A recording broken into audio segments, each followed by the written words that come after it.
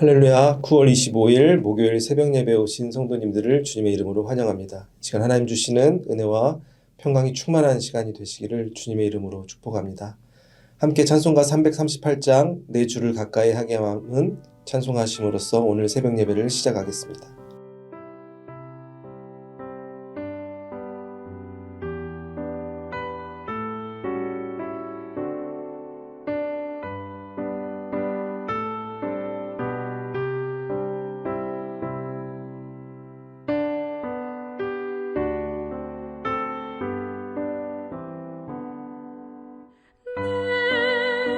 주를 가까이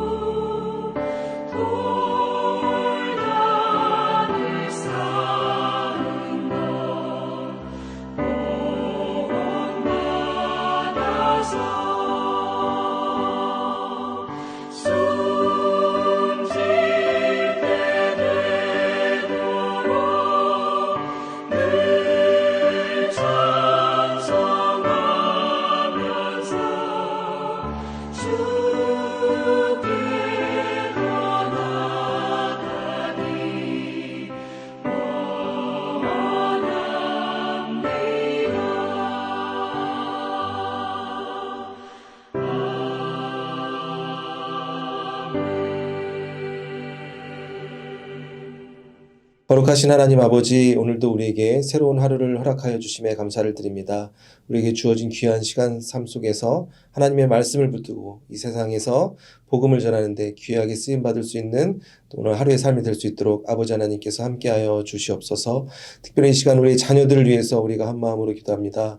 점점 악해져 가고 있는 이 세상 속에서 모든 유혹과 그런 중독의 아픔에서 우리 자녀들이 빠지지 않을 수 있도록 아버지 하나님께서 그들의 삶을 주관하여 주시고 하나님이 원하시는 그 비전의 삶을 날마다 나아갈 수 있도록 아버지 하나님께서 붙들어 주시옵소서. 그래야 우리 자녀들을 통하여 우리의 삶을 통하여 이 악한 세상이 점점 더 하나님의 나라로 변화되는데 귀하게 쓰임받을 수 있도록 아버지 하나님께서 우리의 삶을 주관하여 주시옵소서. 이 시간 하나님의 말씀을 듣습니다. 사도행전 말씀을 통해서 우리가 성령의 도우심을 다시 한번 깨닫고 날마다 성령의 도우심으로 성령의 열매 맺는 삶을 살아갈 수 있는 우리 모두가 되게 하여 주시옵소서. 감사드리며 살아계신 주 예수 그리스도의 이름으로 기도하옵나이다. 아멘. 오늘 우리에게 주시는 하나님의 말씀은 신약성경 사도행전 9장 19절에서 31절까지의 말씀입니다. 사울이 다메섹에 있는 제자들과 함께 며칠 있을새 즉시로 각 회당에서 예수가 하나님의 아들이심을 전파하니 듣는 사람이 다 놀라 말하되 이 사람이 예루살렘에서 이 이름을 부르는 사람을 면하려던 자가 아니냐. 여기 온 것도 그들을 결박하여 대제사장들에게 끌어가고자 함이 아니냐 하더라. 사울은 힘을 더 얻어 예수를 그리스도라 증언하여 다메섹에 사는 유대인들을 당혹하게 하니라. 여러 날이 지남에 유대인들이 사울 죽이기를 공모하더니 그 계교가 사울에게 알려지니라. 그들이 그를 죽이려고 밤낮으로 성문까지 지키거늘 그의 제자들이 밤에 사울을 광주리에 담아 성벽에서 달아 내리니라. 사울이 예루살렘에 가서 제자들을 사귀고자 하나 다 두려워하여 그가 제자됨을 믿지 아니하니 바나바가 데리고 사도들에게 가서 그가 길에서 어떻게 주를 보았는지와 주께서 그에게 말씀하신 일과 다메섹에서 그가 어떻게 예수의 이름으로 담대히 말하였는지를 전하니라. 사울이 제자들과 함께 있어 예루살렘에 출입하며 또 주 예수의 이름으로 담대히 말하고 헬라파 유대인들과 함께 말하며 변론하니 그 사람들이 죽이려고 힘쓰거늘 형제들이 알고 가이사랴로 데리고 내려가서 다소로 보내니라. 그리하여 온 유대와 갈릴리와 사마리아와 교회가 평안하여 든든히 서가고 주를 경외함과 성령의 위로로 진행하여 수가 더 많아지니라. 아멘. 우리는 함께 계속해서 사도행전의 말씀을 보고 있습니다.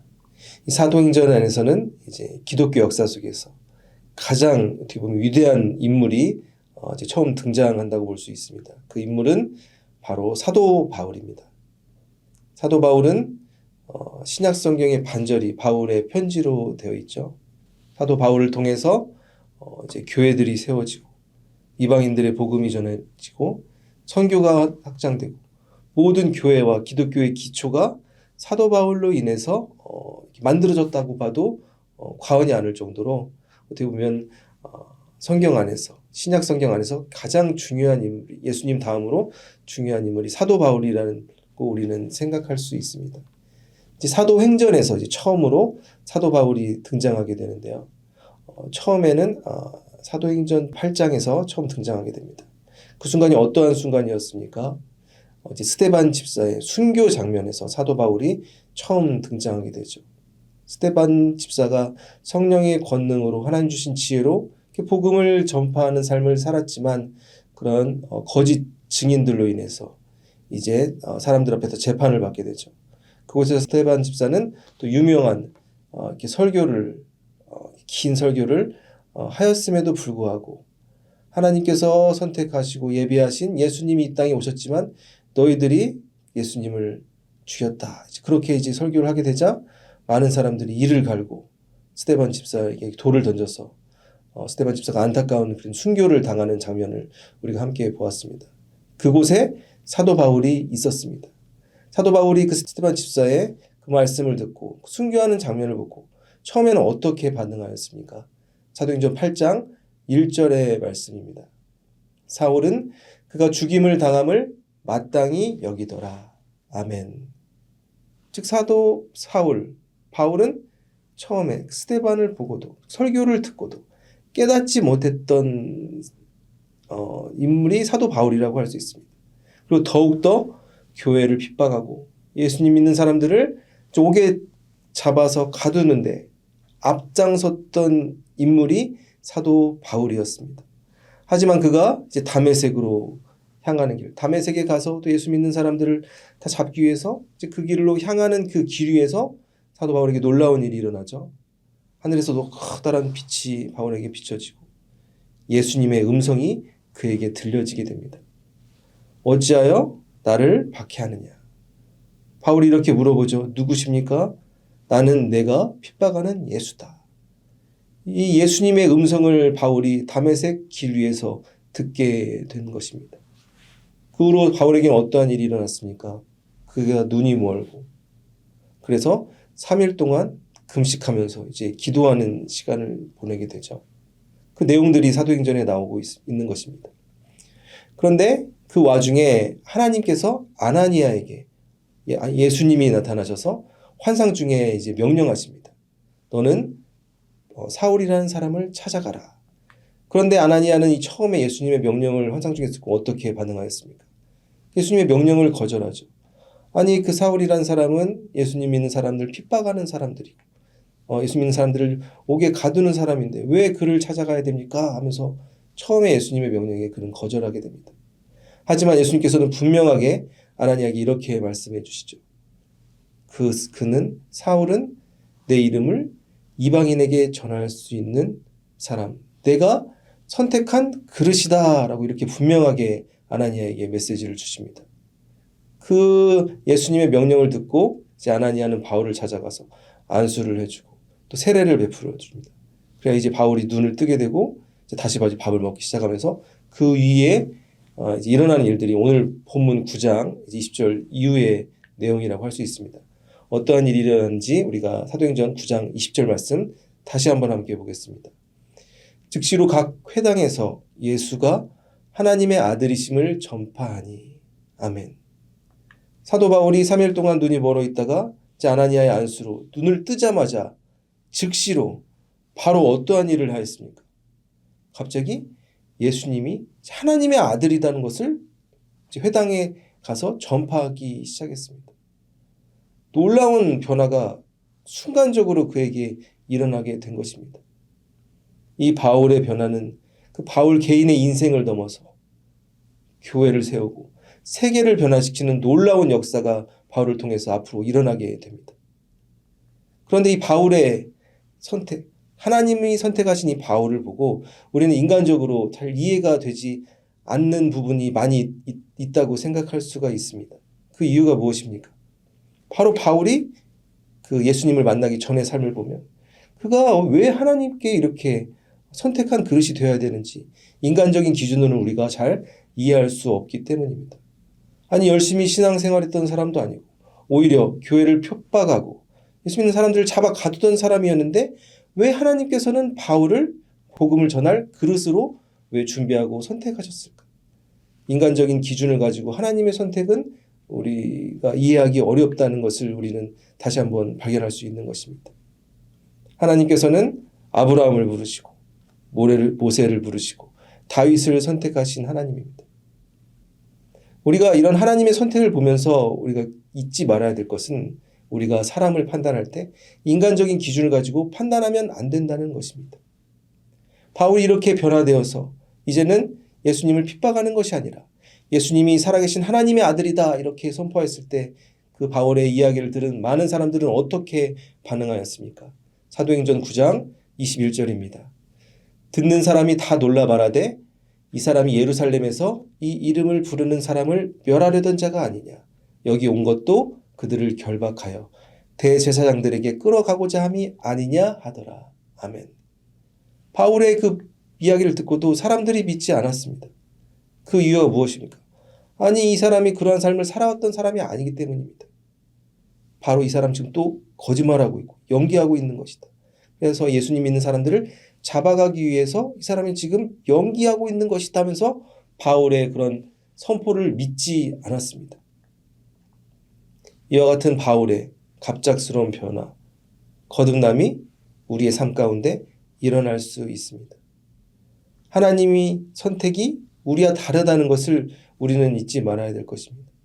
우리가 인간적인 눈으로 바라봤을 때 하나님이 기뻐하시지 않는 사람이지만 하나님의 기준으로는 아닐 수 있다는 것을 우리가 잊지 말아야 될 것입니다. 복음을 전할 그릇으로 하나님께서 미리 준비하시고 선택하실 수 있다는 것을 우리는 잊지 말아야 될 것입니다. 하나님께서 우리를 불러주셨습니다. 그 이유가 무엇입니까? 우리가 열심히 잘 의인의 삶을 살아서가 아닙니다.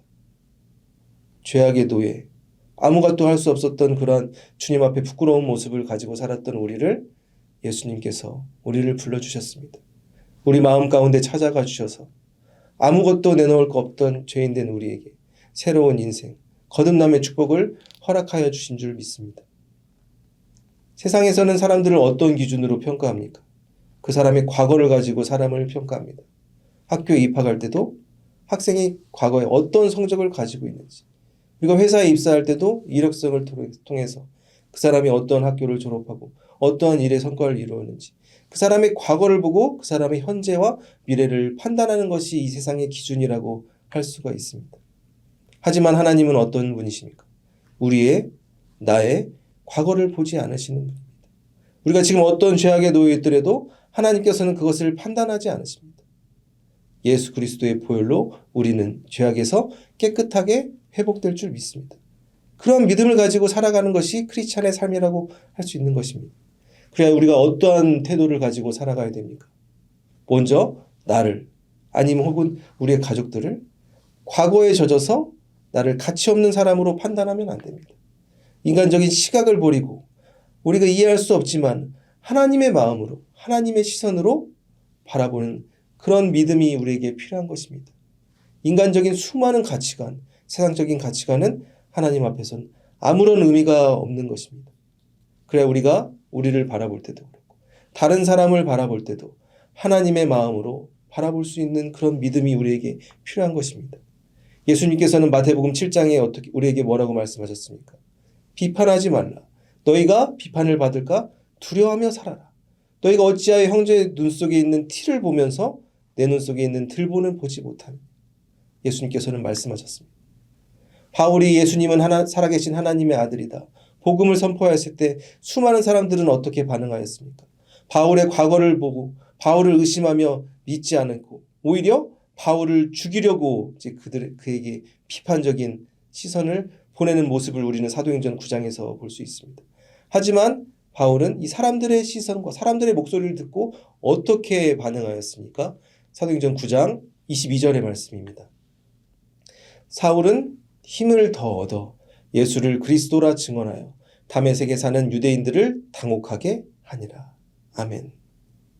사울은 사람들의 시선에 전혀 신경 쓰지 않고 오히려 힘을 더 얻어 예수님을 그리스도라 증언하게 되었습니다. 이 사울을 바라보면서 그를 핍박하던 유대인들이 오히려 더 당혹하게 되었다. 성경은 기록하고 있는 것입니다. 우리 삶도 마찬가지입니다. 우리가 이제 거듭난 삶으로 하나님의 뜻대로 살아가려고 할 때, 복음을 선포하며 세상을 살아가려고 할 때 우리를 아무런 이유 없이 핍박하는 사람들이 생길 수밖에 없습니다.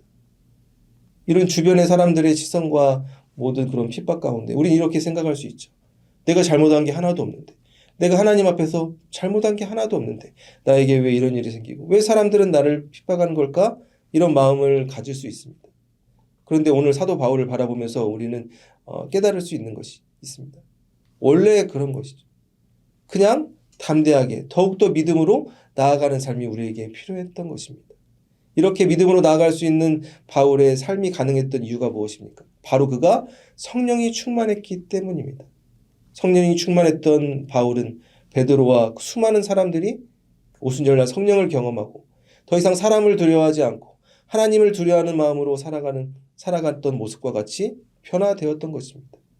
즉 복음을 선포하는 삶은 언제나 고난이 따른다는 것을 우리는 잊지 말아야 될 것입니다. 이제는 바울을 죽이려는 수많은 사람들이 있습니다. 수데반이 순교했던 것처럼 사단 마귀는 바울과 우리를 가만히 놔두지 않습니다. 그래야 예수님께서는 12명의 제자들을 파송하실 때 이렇게 말씀하셨죠. 내가 너희를 보내는 것이 양을 이리 가운데로 보내는 것과 같다. 너희들은 뱀처럼 지혜롭고 비둘기처럼 순결하라. 예수님께서는 이렇게 말씀하셨습니다. 우리가 살아가는 지금 이 세상이 마귀의 권세 속에서 우리를 지금도 넘어뜨리려 하고 우리를 유혹하는 수많은 목소리들이 있다는 것을 우리는 잊지 말아야 될 것입니다. 이러한 어려운 상황 속에서 우리에게 필요한 것이 무엇입니까? 마치 사도 바울과 같이 흔들리지 않는 믿음으로 담대하게 복음을 선포하며 나아가는 삶을 살아가야 되는 것입니다. 이러한 삶을 살아갈 때 우리의 삶에서 어떠한 일들이 일어나게 될까요? 오늘 본문 사도행전 9장 31절의 말씀입니다. 그리하여 온 유대와 갈릴리와 사마리아 교회가 평안하여 든든히 서가고 주를 경외함과 성령의 위로로 진행하여 수가 더 많아지니라. 아멘. 결국 사도 바울의 삶을 통해서 교회가 평안하여 든든히 서가고 하나님을 경외함과 성령의 위로가 충만하여 교회 수가 점점 많아졌다. 성경은 기록하고 있는 것입니다. 사랑하는 성도 여러분, 오늘 말씀 정리하겠습니다. 사도 바울이 하나님께서 선택하시고 준비한 그릇이라는 것을 우리가 함께 보았습니다. 우리가 인간적인 시선으로 사람을 평가하는 것이 아니라 나의 삶을 바라보는 것이 아니라 하나님의 계획은 때로는 우리가 이해할 수 없다는 것을 잊지 말아야 될 것입니다. 우리를 과거를 통해서 우리의 인생을 판단하는 것이 아니라 다른 사람의 인생을 판단하는 것이 아니라 하나님의 섭리를 기대하며 하나님의 계획을 기대하며 우리가 날마다 믿음으로 나아갈 때 사도 바울과 같이 놀라운 구원의 역사가 우리의 삶을 통해 나타나게 될 줄 믿습니다. 이러한 믿음을 가지고 오늘 하루를 살아가실 수 있는 모든 성도님들이 되시기를 주님의 이름으로 축복합니다. 거룩하신 하나님 아버지, 오늘 사도행전 9장 말씀을 통해서 사도 바울이 거듭나 이제는 예수를 핍박하는 삶이 아닌 예수님이 하나님의 아들이신 것을 증거하며 담대하게 복음을 선포하는 모습을 보았습니다. 아버지 하나님, 우리의 인간적인 눈으로 봤을 때 내 삶이 보잘것없고 가치 없고 죄의 노예처럼 느껴질 때가 있습니다. 하지만 하나님께서는 우리를 붙들어 주시고 우리를 선택해 주시고 우리가 하나님의 뜻을 이루는데 귀하게 쓰임받을 수 있도록 우리를 선택하여 주셨다는 것을 우리가 잊지 말고 살아가게 하여 주시옵소서. 다른 사람을 바라볼 때도 그 사람의 과거를 바라보며 현재의 모습을 바라보며 우리가 정죄하고 비판하는 삶을 살아가는 것이 아니라 먼저 나의 삶을 되돌아보고 그 사람에게 하나님의 평강이 임할 수 있도록 하나님이 인도하심이 함께 할 수 있도록 함께 기도하는 마음으로 살아갈 수 있는 믿음을 허락하여 주시옵소서. 그리하여 사도 바울을 통해서 모든 교회들이 단단히 서 나가고 성령의 위로가 그 안에 충만했던 것과 같이 우리의 삶을 통해서 우리의 교회가 더욱더 든든히 서가고 하나님이 원하시는 놀라운 하나님의 역사가 우리의 삶을 통해 우리 교회를 통해 이루어 나갈 수 있도록 우리의 삶을 주관하여 주시옵소서. 그리하여 우리의 입술과 우리의 삶을 통하여 많은 이들이 주님께로 돌아오는 놀라운 구원의 역사가 일어날 수 있도록 아버지 하나님께서 인도하여 주시옵소서. 이 모든 것에 감사드리며 살아계신 주 예수 그리스도의 이름으로 기도하옵나이다. 아멘. 계속해서 중보 기도 제목을 위해서 개인의 기도 제목을 위해서 기도하시겠습니다.